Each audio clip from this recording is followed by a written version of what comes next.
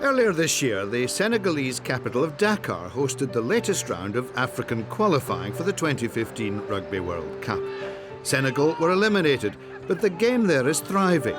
With the majority of their squad based overseas, they recently played against the Ivory Coast at Castres, the home of the French champions.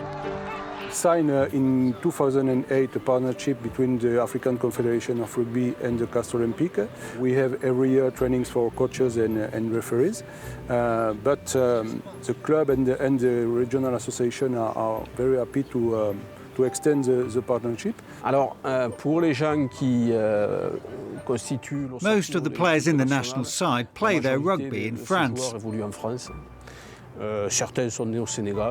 Some were born in Senegal, others have Senegalese family roots.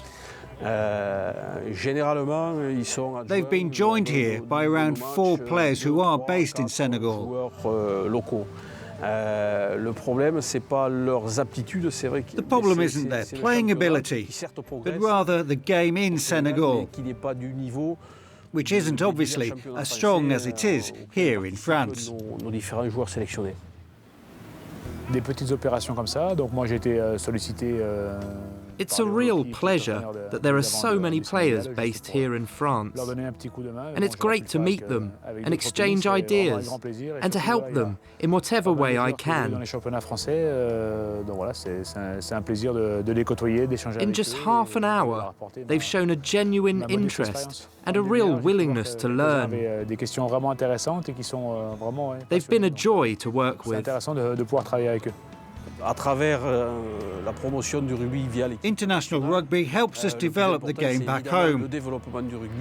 New clubs are being set up, and it's being played more and more in schools. We've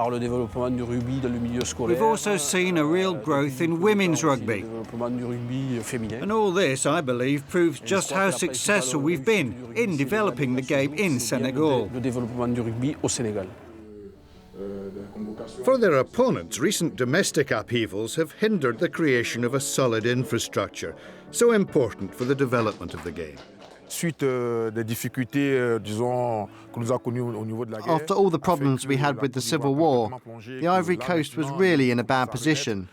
But now it's re-emerging again.